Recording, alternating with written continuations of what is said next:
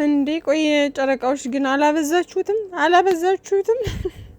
የምር ቤተሰብ አሰላሙ አለይኩም ወራህመቱላሂ ወበረካቱ። እንዴት ናችሁ? ደህና ናችሁ ወይ?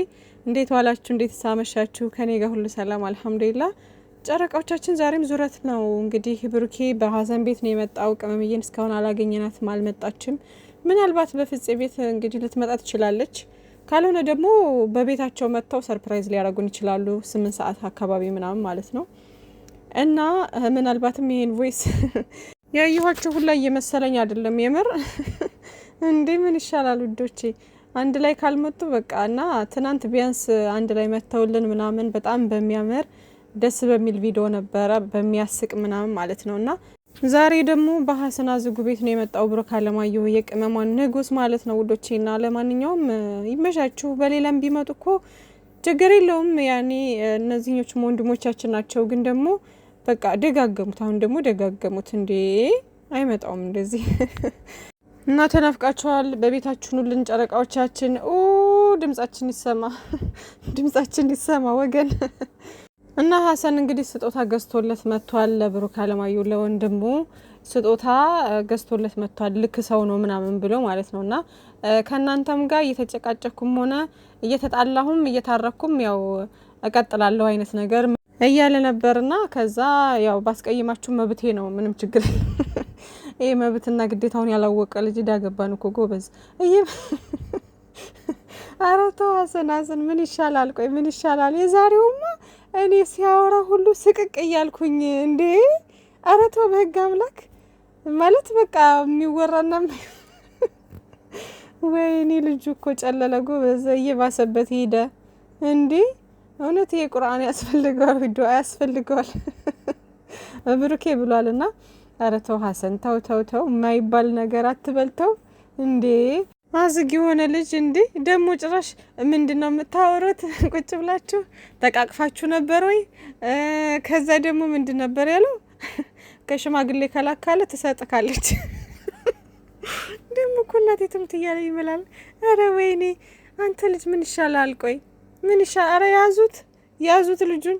ካሜራማን ዝም ትላለህ እንዴ? ቢያንስ ይሄን እንኳን አቆርጥም። ኖርማል እኮ ነው። ግን ደግሞ ኧረ ተው ሀሰን ተው እንዴ! ልጆቻችንን ደግሞ አታስጨንቃቸው ማለት ነው። ውለዱ እንደዚህ በሉ ምናምን እያልክ ማለት ነው። እና ብሩኬ እንዳለው የራሳቸው የሆነ እቅድና አላማ አላቸው። በነገራችን ላይ ማለት ነው እኔ እዚህ ጋር አንድ ነገር መናገር የምፈልገው ማለት ነው ብሩኬና ሀይሚዬ ብዙ ጊዜ በተደጋጋሚ ተናግረዋል። ገባችሁ? እና እነሱ አሁን ልጆች ናቸው፣ ይስሩ። ቢጋቡም ያው ዝሮ እንደተጋቡ ቁጥሮት አንድ ቤት ነው የሚኖሩት ምናምን። ገባችሁ አይደለ? ግን ደግሞ ይሄ ልጅ የመውለድ ምናምን ደግሞ ሁሉም ነገር ጊዜውን ጠብቆ በሂደት ይሆናል። አሁንም ቢወልዱ እኮ ችግር የለውም። እነሱ ምንም ቅብረር ብላ ነው የምታድገው። ምንም ይጎልባቸው ነገር የለም። ያሉበት ሁኔታም ጥሩ ነው ምናምን ደስ ይለናል እኮ እኛ። ግን ደግሞ እነሱ የሰው ልጅ የሆነ ነገር ሲጀምር የራሱ የሆነ ፕላንና እቅድ አላማ አለው አይደለ?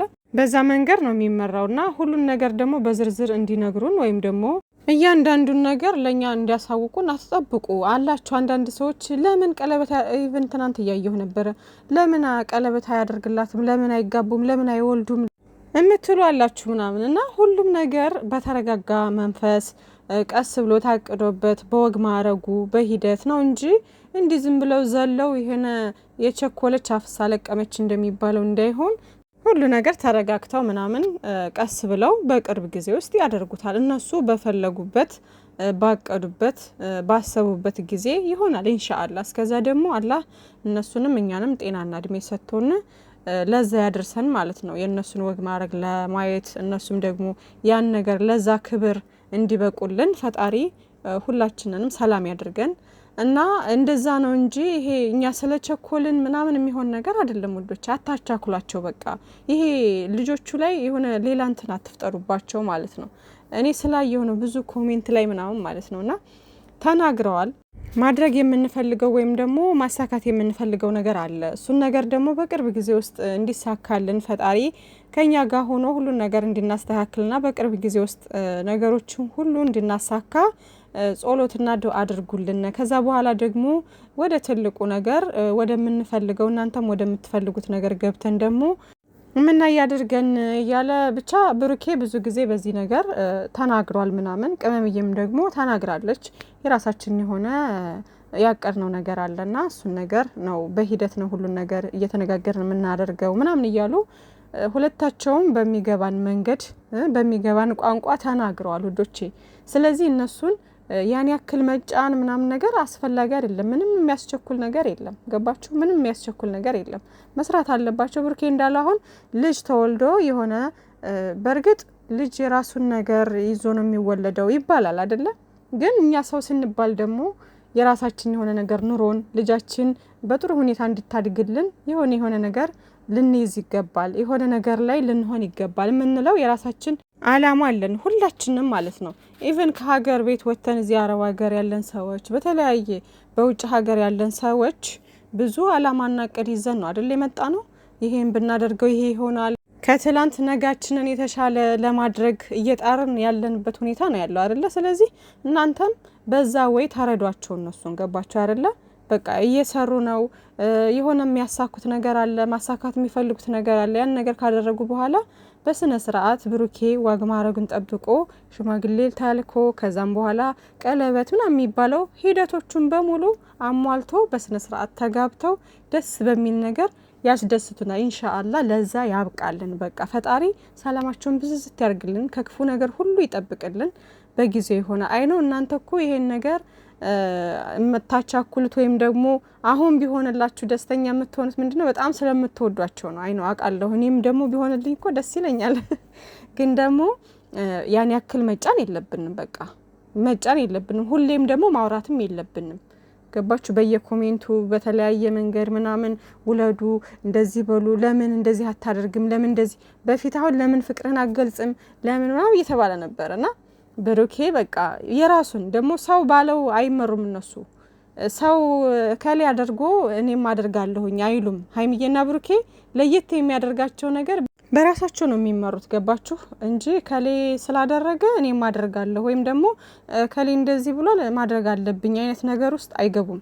ገባችሁ? ህይወት ስለሆነ በራሳቸው እየተመካከሩ መቼ ማድረግ እንዳለባቸው ምናምን ሁሉን ነገር አውቀው ጠንቅቀው እያንዳንዱን ነገር ተመካክረው አብረው ወስነው ነው የሚያደርጉት። ገባችሁ አይደለ? የራሳቸው ፕላን አላቸው፣ የራሳቸውን እቅድ አላቸው።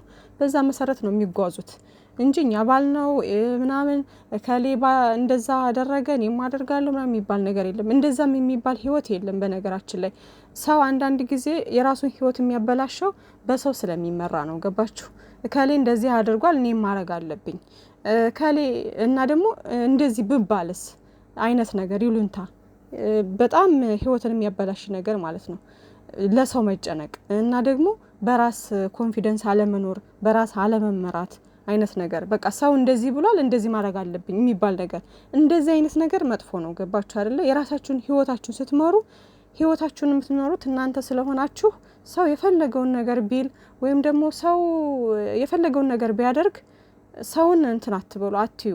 በቃ ራሳችሁና ራሳችሁን ሆናችሁ ብቻ ነው መቀጠል መጓዝ ያለባችሁ። የሚጠቅማችሁን ብቻ ነው መያዝ ያለባችሁ ከሰው ልጅ ማለት ነውና እሱ ልላችሁ ነው። እና ዛሬም ታዲያ ሀሰን ውለዱ ምናምን እያለ ነበር ያዝግ የሆነ ልጅ ማለት ነውና እንግዲህ ስጦታ ተሰጥቶታል። ከቅመምዬም ጋር መሄድ ፈልጋለሁ ምናምን እያለ ያስቀናውም ነበር። በዚህ ሰዓት እንዴ ከሞቀ ቤቱ አውጥተህ ዝናብ እያስመታክ እንዴ ለምን መሄድ አይፈልግ እንዴ? ቅመምዬን እኮ ነው ትቶ የመጣው። ትቀልዳለህ? ሚስቱን እኮ ነው ትቶ የመጣው። እና ደግሞ ሀብሉን እንግዲህ እንደምታዩት እዚህ ጋር ሀይሚዬን እንትን በልልኝ ፎቶ ምናምን አሰራልኝ እያለ ነበር። ወይኔ ፍቅር እኮ ሀያል ነው፣ ፍቅር ሀያል ነው ትላላችሁ። ባልና ሚስት አንድ አይነቶች የኔ ውዶች፣ አላህ ይጠብቃችሁ። ለማንኛውም እና እንግዲህ ሀሰን አዝጉ አፉ በለንካል። እኛ ሲጀመርም ቅመም አልያዝንም። ያው እንደ አብዛኛው ስናገር ማለት ነው። አብዛኛው ሰው ቅመም ይዟል ብዬ አላስብም። ያው ከስንት አንድ የሚቀየም ምናምን ይኖራል። በሰዓቱ ሁላችንም አስተያየት እየሰጠን ነበር በምትናገራቸው ቃላቶች ምናምን። ያ ማለት ግን ተቀይመንካል ወይም ደግሞ ካንተ ጥላቻለን ማለት አይደለም። ስለዚህ ሁላችሁም በመጣችሁበት መንገድ ነው ሰው አስተያየት የሚሰጠው፣ ሰው ጀጅ የሚያደርጋችሁ። ይሄን ነገር አምኖ መቀበል አለባችሁ። ያው ጨረቃዎች ያውቃሉ።